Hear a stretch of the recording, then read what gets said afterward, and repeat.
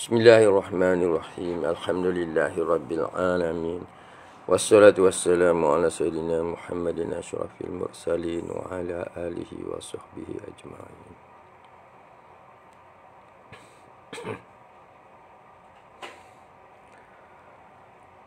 Subhanaka la ilma lana illa ma 'allamtana innaka antal alimul hakim.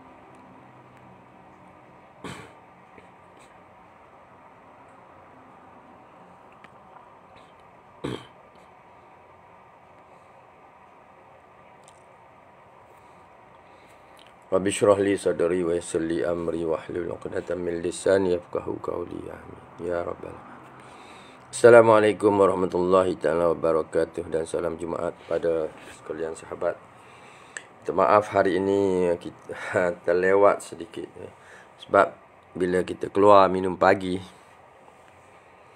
meraihkan kawan-kawan tadi ingat nak hantar mesej menangguhkan setengah jam, tetapi sebab tidak bawa handphone ni. Okey, apa yang kita nak cakap pada hari ini ada kaitan dengan kuliah bersama dengan PPHM, iaitu pengenalan kepada homeopati.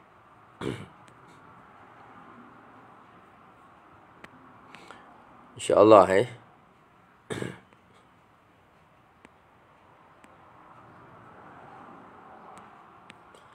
InsyaAllah kita bersama pada hari ini, hari Jumaat yang mulia, mudah-mudahan mendapat barakah dan mendapat rahmat.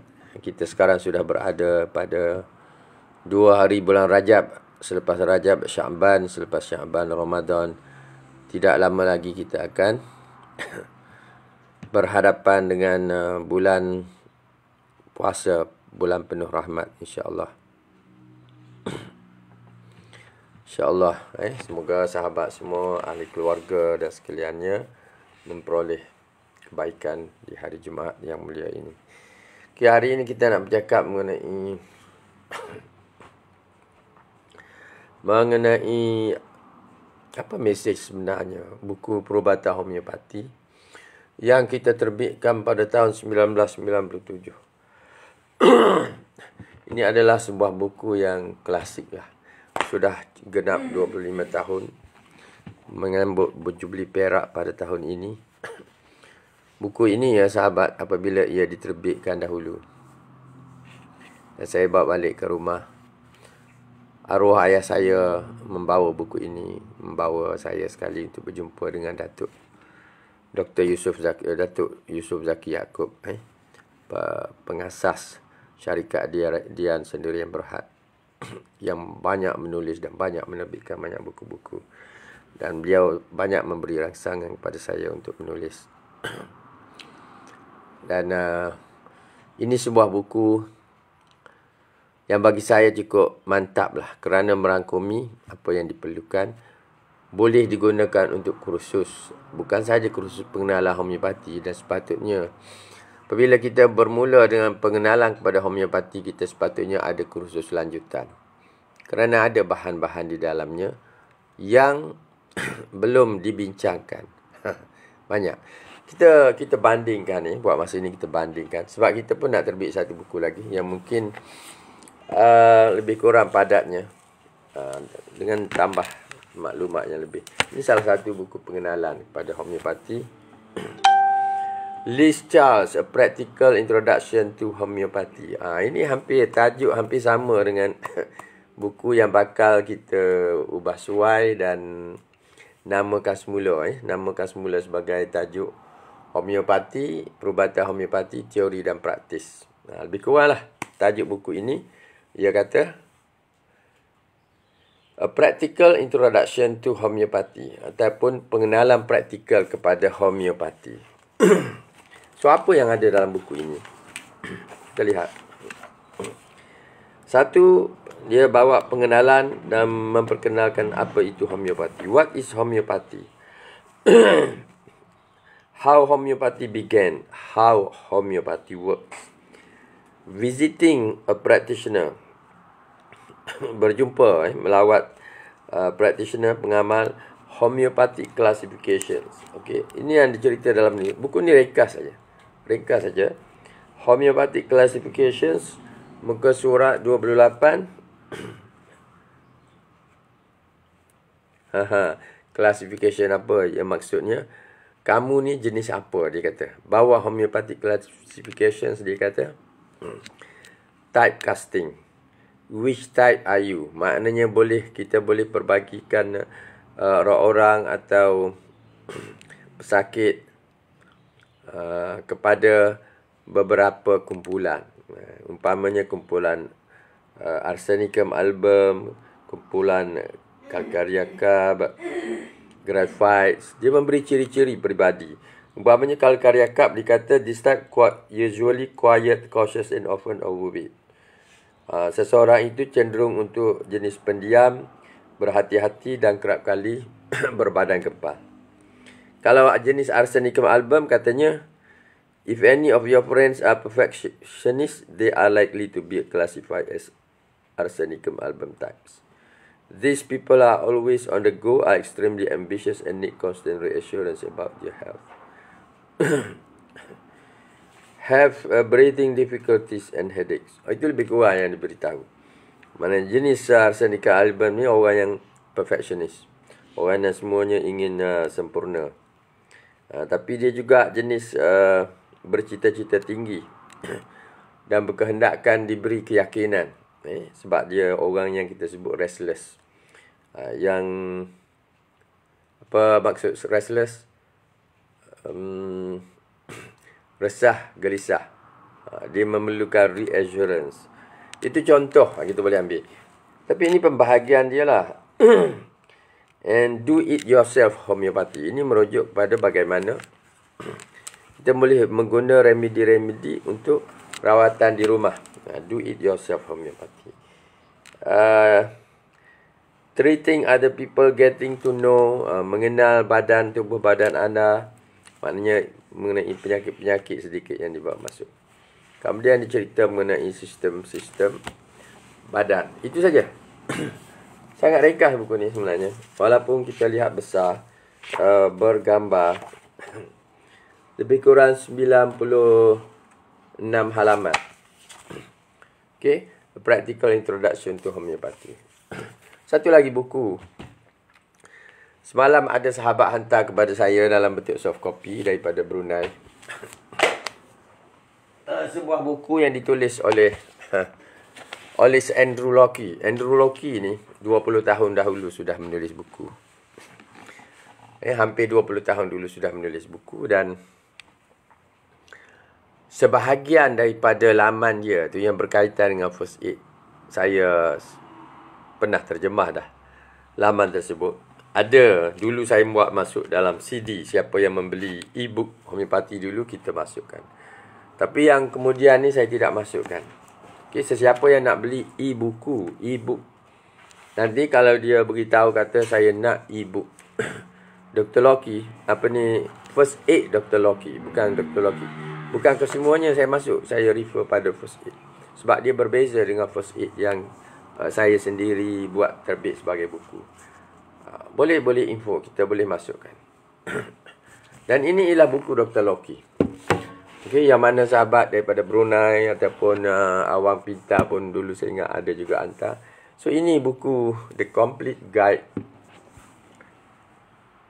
of Homeopathy.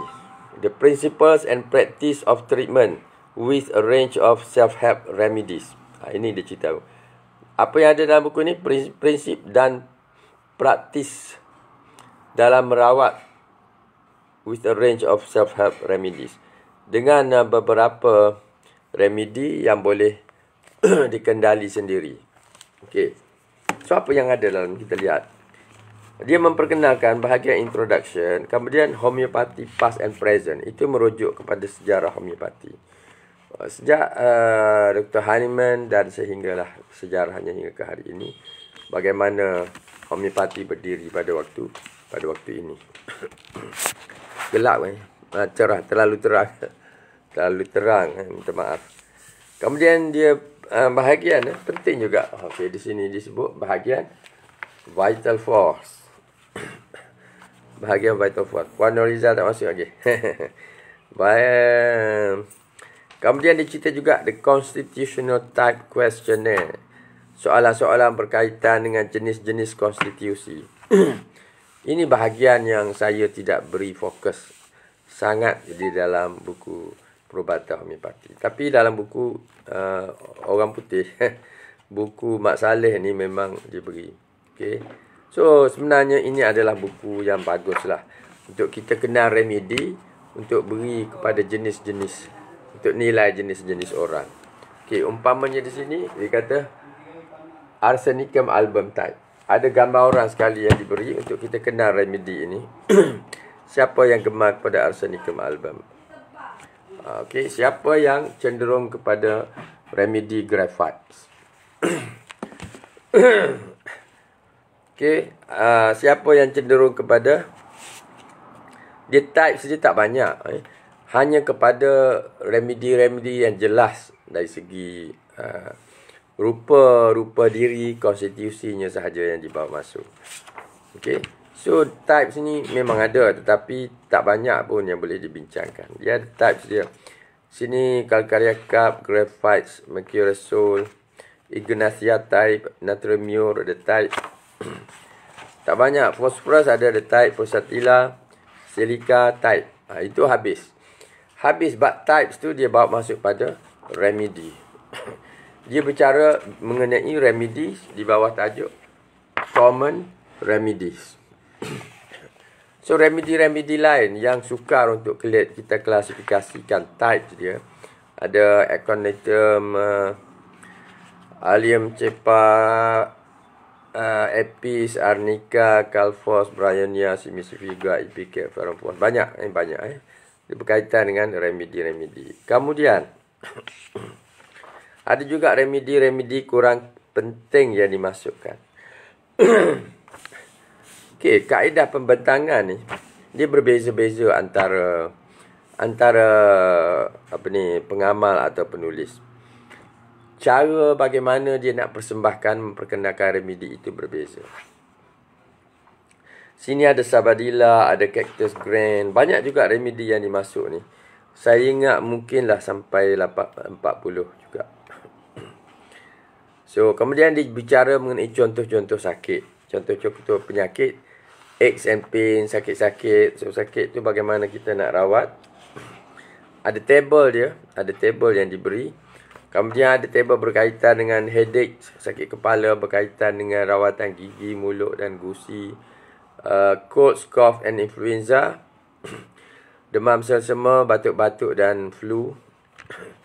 Ada juga dibicarakan di sini.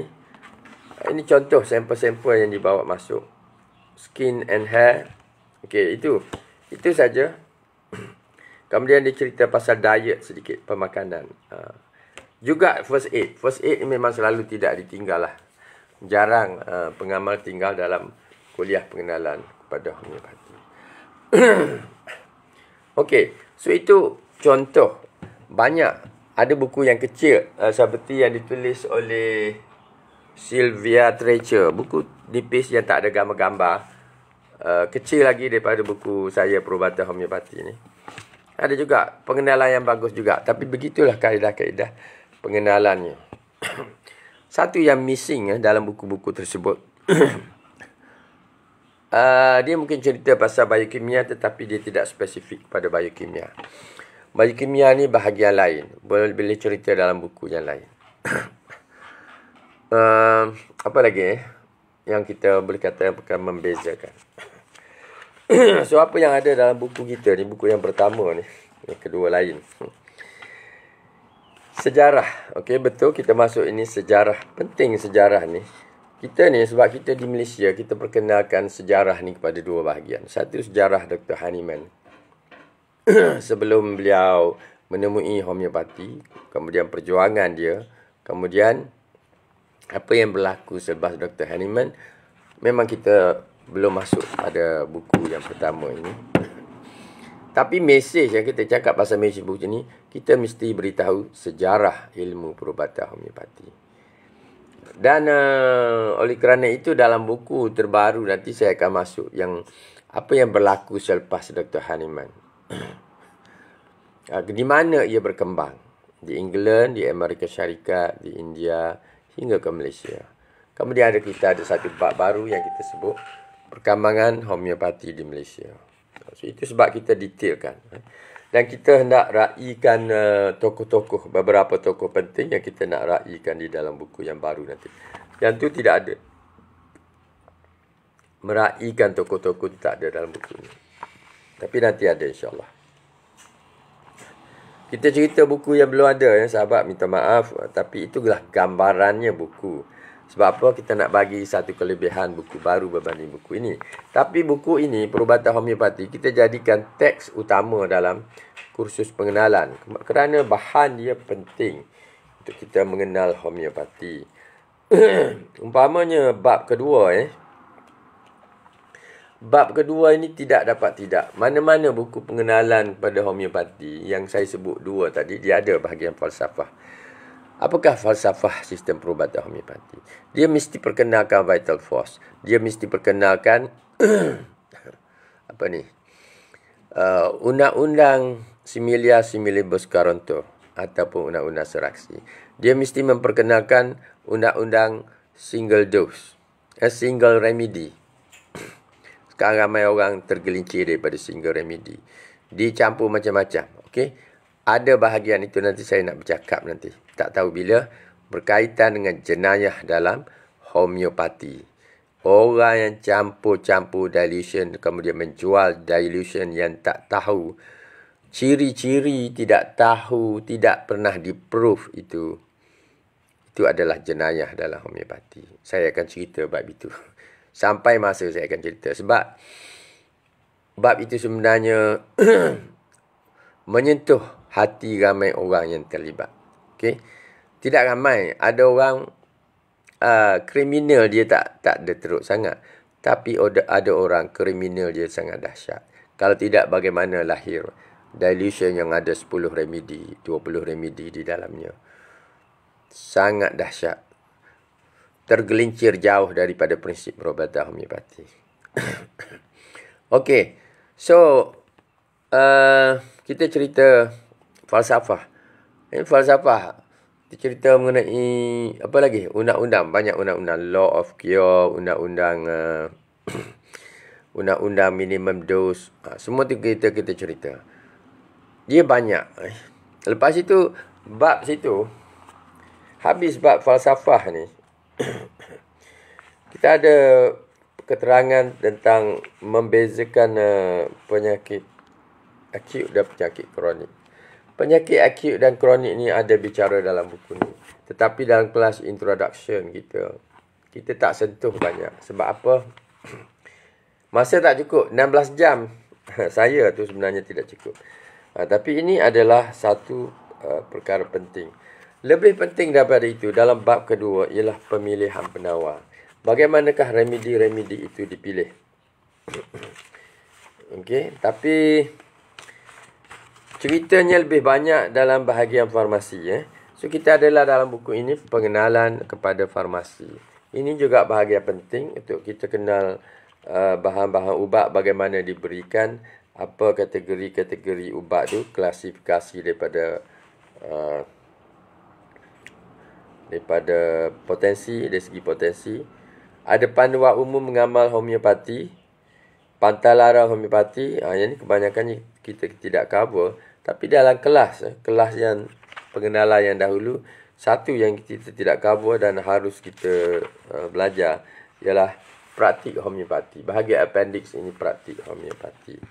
Bahagian ini berkaitan dengan lebih kurang 20 aphorism organon Dr. Hahnemann yang kita boleh bicarakan pada masa akan datang. Itu berkaitan dengan falsafah. Dan remedi, falsafah dan remedi. Maknanya 3 bab dah kita cover di situ. Buku ini secara umum, walaupun dia tak ada gambar, tak ada canggih, tidak besar. Tapi dia adalah satu hal yang boleh dianggap lengkap.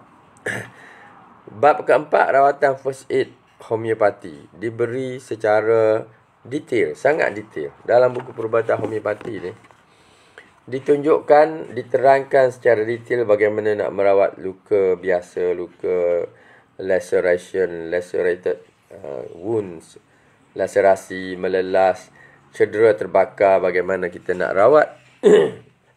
Terseliuh, terkehel, tergeliat, bagaimana kita nak rawat. Apa yang berlaku kepada kecederaan otot, bagaimana kita nak rawat. Itu diberi dari sudut remedi. Yang lain tu, kalau ada kuliah lain berkaitan first aid, kena follow lah.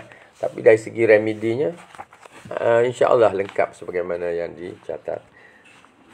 Masalah dislokasi, masalah renjatan, pengsan, apa remedi apa yang harus kita gunakan kalau kena gigit binatang, juga kesan-kesan buruk bahan-bahan tertentu. Kita selalu banyak kesan buruk bahan tertentu ni. Sini dia fokus pada arak, kopi, teh, rokok, rempah ratus, keracunan makanan, masam-masam asid yang ada dalam makanan. Itu ada sarana remedi yang kita terbitkan dalam buku. Saya tidak tambah bahagian ini. Sebab ini kita kira okey. Benda-benda lain, benda-benda lain daripada pemakanan atau bahan-bahan lain yang memberi kesan, dia ada remedi-remedi tertentu.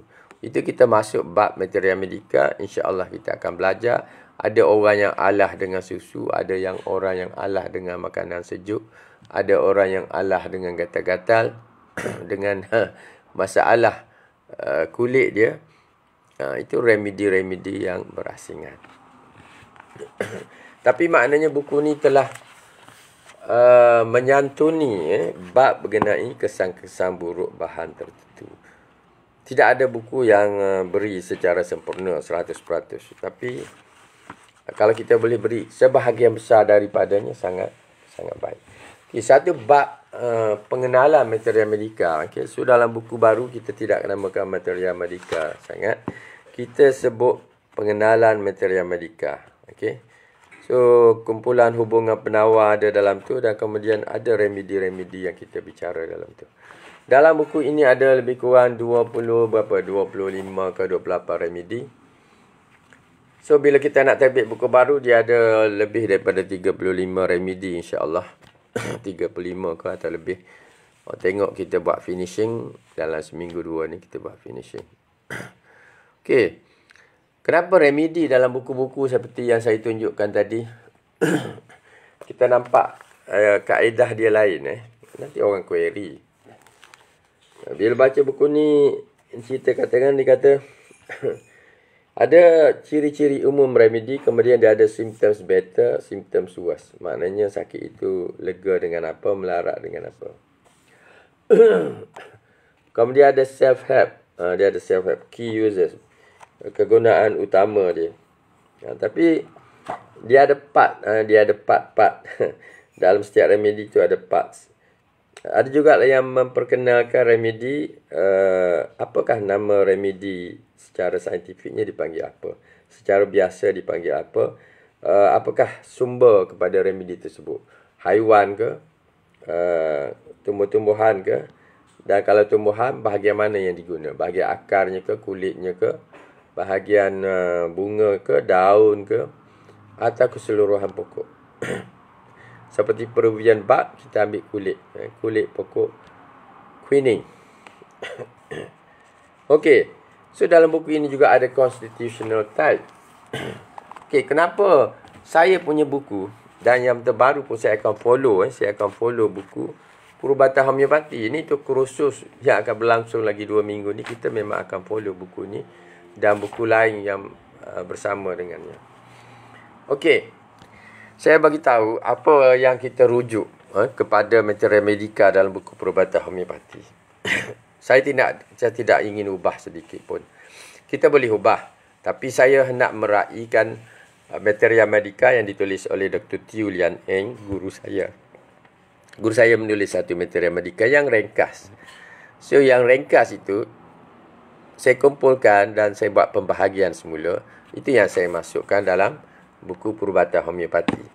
asal remedi-remedi tersebut adalah yang diutarakan oleh Dr. Teoh. So, Dr. Teoh pun ada kaedah dia mengetengahkan remedi. Keutamaan dia ialah paling utamanya remedi itu berguna untuk apa. Walaupun mungkin dia ada 4-5 kegunaan, Dr. Teoh akan ambil 1 atau 2 kegunaan dalam setengah kes. Sebab apa? Sebab supaya untuk mudah kita mengingat. Bila banyak sangat data, kadang-kadang kita lupa. So, Dr. Teoh akan masuk. Bila dia cerita bab belladonna, yang pentingnya dia cerita belladonna itu untuk merawat bengkak-bengkak yang ada kemerahan, simptom merah. Ada bengkak-bengkak dengan ciri berdenyut-denyut. Ini kaedah Dr. Teoh. Okey, saya masuk sini material medikal ringkas. Jadi saya kumpulkan di sini dan Dr. Teoh dia buat 1, 2, 3, 4. Tapi saya setengahnya saya kumpul. Jadi sebab itu kita kata penawar belladonna kita kata untuk radang dan demam akut. Demam yang baru jadi, yang datang dengan cepat, balik keluar dengan cepat. Okey. Antara simptom-simptom. Okey, dulu dalam buku ni kita sebut antara semboyan-semboyannya dia kata anak mata besar, terbeliak, muka merah padan dan penyakit tersebut cepat datang dan cepat hilang.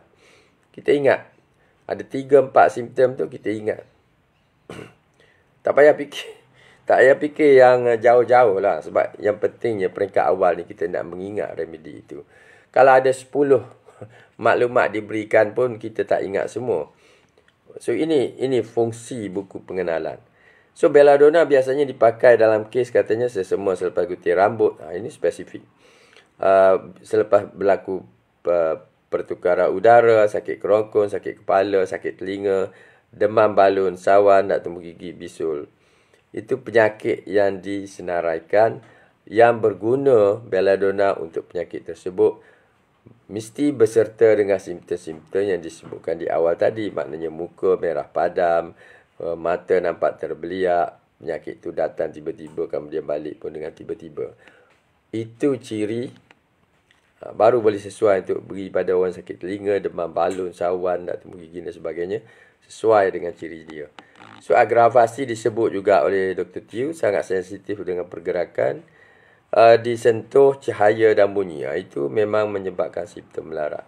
Dan berbaring di bahagian yang sakit juga menyebabkan melarat. Itu contoh kita ambil satu remedi. So, remedi-remedi penceritaan di dalam buku perubatan homeopati itu, simptomnya datang daripada simptom buku Materia Medica Dr. Teoh. Sebab buku Materia Medica Dr. Teoh ini bersifat ringkas. Tujuan supaya anak muridnya mudah mengingat. Jadi kalau saya bawa cerita umpamanya Dr. Boric ke, Alan Skinner ke, banyak simptom dalam tu. Bawa dalam buku pengenalan. Bagaimanakah orang nak belajar. Banyak. Satu remedi pun banyak nak kena ingat. Kalau kita bagi ujian pun berapa yang diingat. Tapi kalau kita bagi 4-5 simptom paling banyak, jadi student dia akan cuba mengingat supaya dia dapat membezakan remedi yang tersebut dengan remedi-remedi yang lain. Okey. So ini apa-apa ceritalah. Kalau kita tengok movie punya macam tu, kalau yang panjang tu yang kita ingatnya berapa kerat. Kita tengok iklan yang ringkas, mungkin kita boleh ingat hampir keseluruhan iklan tersebut. Orang tersenyum ke, orang marah ke, orang menyanyi ke dalam iklan tu, kita boleh ingat.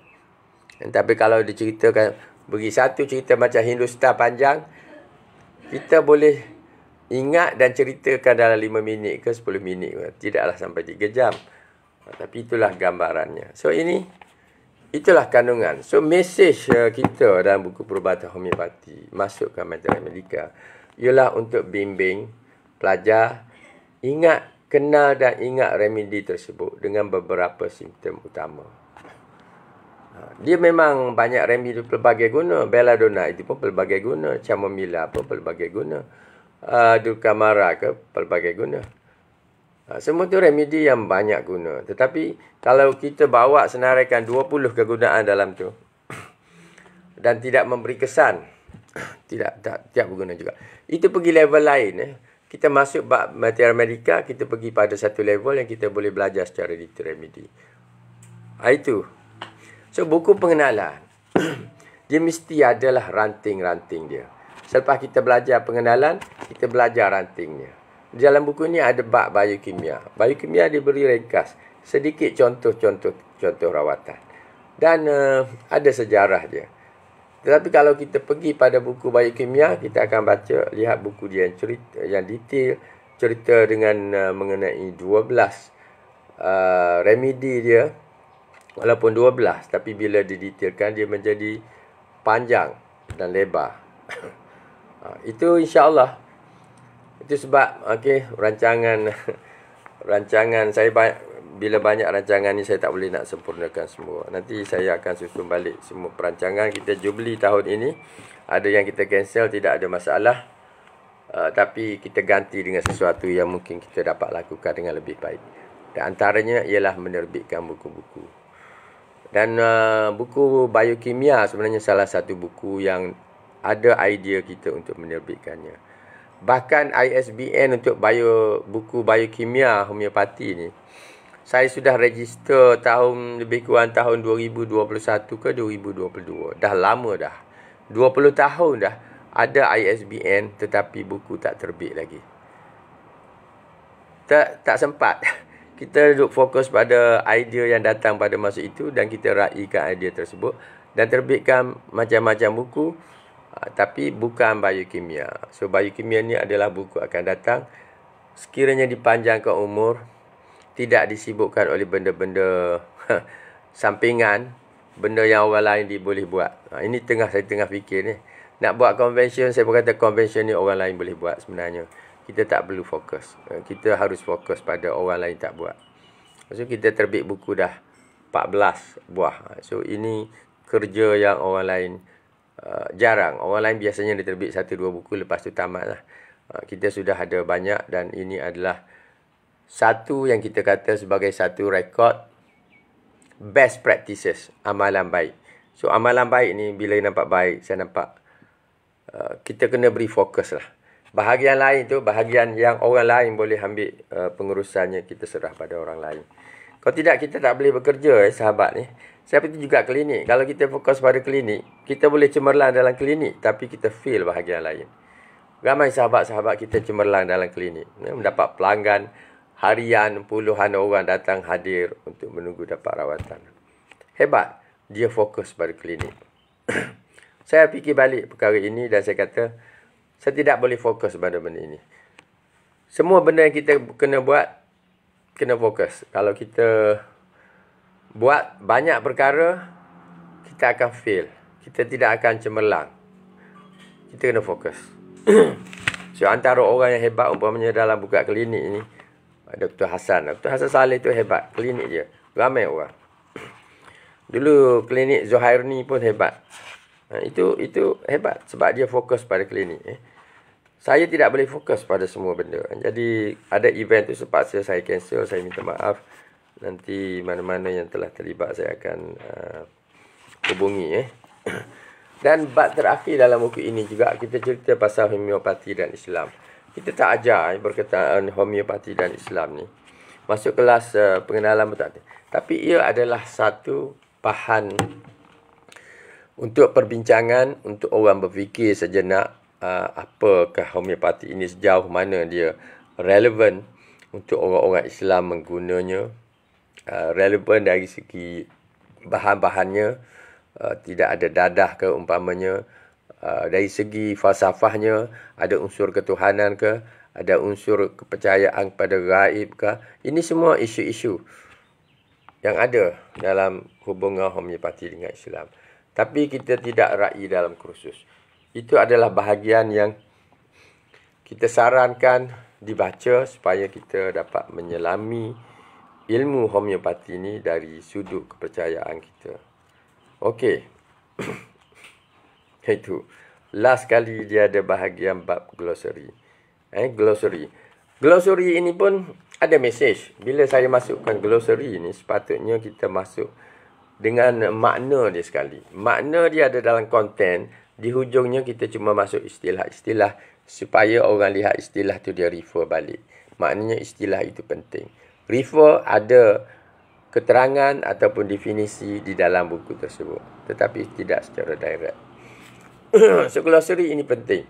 Dan glossary inilah mula daripada kehadiran glossary ini. Banyak juga daripada muka surat 137 hingga 141. Glossary daripada bahasa Melayu ke Inggeris.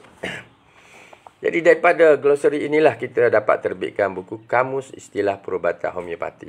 Kita mula kumpul bahan-bahan istilah-istilah yang ada dalam buku tersebut.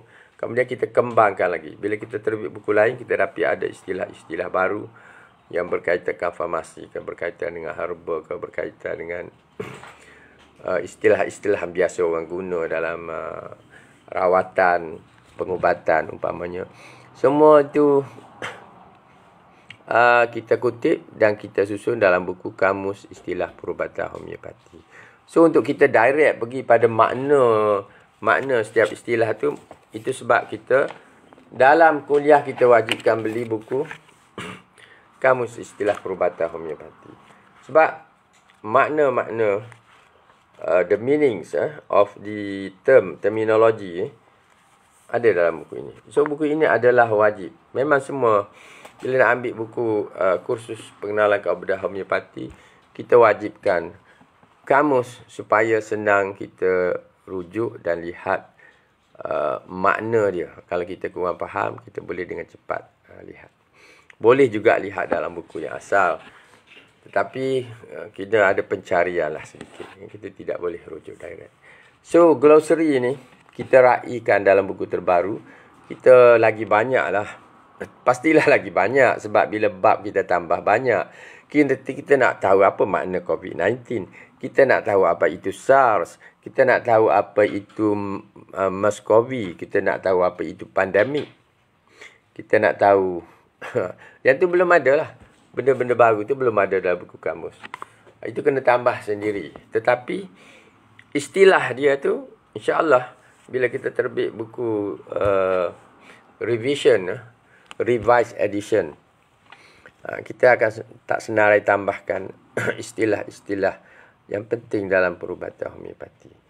Epidemik itu sudah tentu satu istilah baru yang kita masukkan dalam buku perubatan homeopati teori dan praktis. Sebab kita lalui, sekarang pun kita lalui dengan keadaan COVID-19 tu, macam-macam istilah baru yang masuk. Dengan vaksinnya, dengan homeoprofilaksisnya. Itu semua istilah-istilah yang walaupun tak ada dalam buku ini, tapi kita perlu prihatin dan masukkan. Dari sini tak ada. Saya rasa ada yang baru-baru tidak ada. Dia ada homeopuncture. Homeopuncture ada. Merujuk kerana homeopati, terapeutik dengan acupuncture. Okay. Homeopuncture ada dalam ni. Homeopathic remedy ada. Tapi homeoprophylaxis belum ada. So, buku baru, istilah baru tu memang akan kita masukkan. Genus epidemicus. Genus epidemicus adalah istilah sebab dulu dia tidak begitu diberi perhatian dan jarang orang membicarakan. Melainkan bila meletuskan wabak COVID-19 ni, orang homeopati pun cakap mengenai genus epidemicus. So, itu kita raikan. So, itulah secara lebih kurang. So, bagaimana kita nak simpulkan buku perubatan homeopati ini. Bila kita tulis, dia ada mesej. Untuk pertama, untuk memudahkan orang awam memahami apa itu homeopati. Dia baca dan dia boleh faham. Kita tak ada istilah-istilah yang spesifik kepada perubatan, tetapi tidak terlalu berat. Sebab kita dahulu terbit tujuan untuk mendidik semua orang. Pengamal boleh guna, pelajar homeopati boleh guna, orang ramai pun boleh guna untuk sekadar mengenal. Bila dia kenal sedikit, dia boleh bertanya, boleh refer kepada orang-orang yang lebih tahu. So, mesej kita dalam buku pertama juga ialah untuk mencerita apa sejarah, bagaimana sejarah bermulanya homeopati, bagaimana ia ditemui, bagaimana dalam proses untuk mengurangkan efek-efek remedi itu diusahakan oleh Dr. Hahnemann mencari dos yang terkecil. Supaya dengan pemberian dos yang terkecil tidak adalah kemelaratan penyakit berlaku apabila seseorang menelan remedi. Okey, sejarah itu memang penting. Di Malaysia juga sejarah perkembangannya penting. Dulu kita beri fokus pada Dr. Burhanuddin Al-Helmi dan kemudian perkembangan melalui murid-muridnya.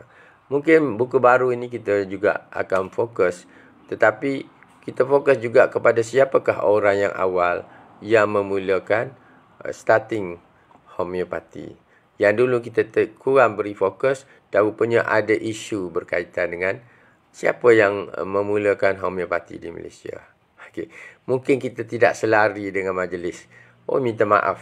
Minta maaf. Sebab bila kita ada penemuan baru, ada data yang boleh mengesahkan bahawa amalan itu sudah bermula sebelumnya, kita kena collect data dan fakta tersebut. Kita kena raikan.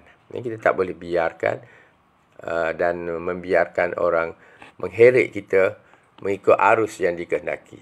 Kita mesti masuk ke dalam perbincangan dan mengemukakan kenapa kita pilih yang ini. Sebab kita ada fakta dia, keterangan dia. Walaupun rawatan itu tidak dibuat klinik tapi dibuat di rumah, tapi ada data dia. Itu penting. Itu kita nak masuk. Okay. So kita mesej mengenai sejarah. Mesej buku perubatan homeopati juga. Kita bawa homeopati ni ubat-ubat dia bukan ubat-ubat yang seperti kita lihat herba apa yang ada di sekeliling rumah daripada bahan-bahan. Rupanya homeopati bila orang kenal dia dapati, ingatkan homeopati ni daripada herba tumbuh-tumbuhan saja. Sebenarnya tidak. Rupanya ada bahan-bahan daripada haiwan, ada daripada virus, daripada kuman-kuman penyakit pun diguna, daripada organ-organ pun diguna sebagai ubat homeopati. So, menunjukkan homeopati ini begitu saintifik. Bahan-bahan yang tidak diguna secara herba pun dia boleh guna. Orang kenal. Pelajar-pelajar yang baru juga dia akan lebih mengenali. Itu kaedah. Cuma buku baru pastilah klasifikasi itu kita detailkan sedikit. Itu yang akan memberi tarikan yang besar lah, insyaAllah. Tapi konten kita, mesej yang kita beri dalam buku awal dahulu ialah kita nak memperkenalkan remedi ini. Remedi homeopati berbeza dengan herba. Homeopati tidak perlu kepada acupuncture. Ada acupuncture, satu rawatan lain, satu alternatif boleh jadi komplement kepada homeopati. Tapi kalau tak ada pun, homeopati dia boleh berdiri sendiri dengan ubat-ubat dia. Okey. So, itu mesej kita memperkenalkan remedi kepada penyakit. Oleh kerana sifat dia perkenalan, tak perlulah remedi itu kita cerita detail.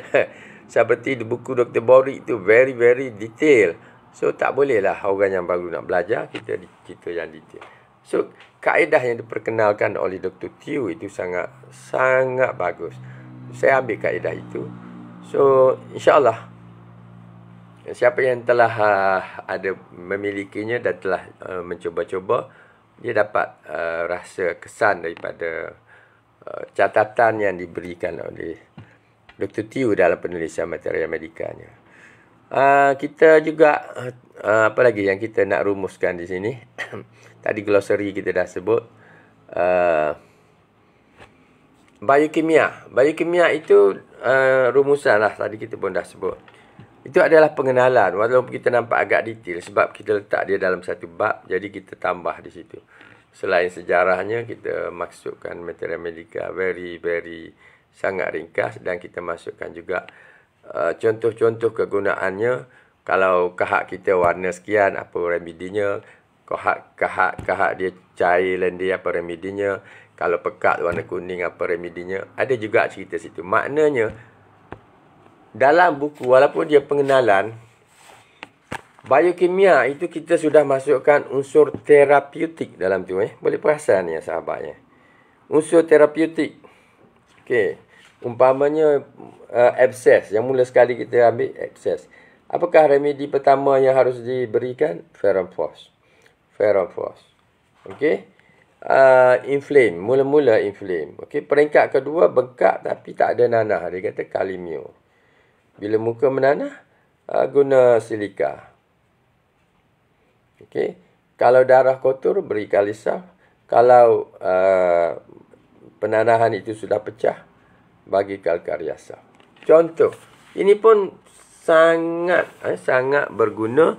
Kita raikan sahabat-sahabat semua dengan satu contoh indeks terapeutik hanya untuk biokimia. Dan tentulah bila kita nak buat satu buku biokimia akan datang, dia memang akan lagi detail lah. Okey, saya rasa cukuplah. Bahagian farmasi satu lagi tu pun kita memperkenalkan farmasi apa yang dirujuk sebagai farmasi homeopati, yang mana fokus kita lebih kepada bahagian perawatan atau dispensing.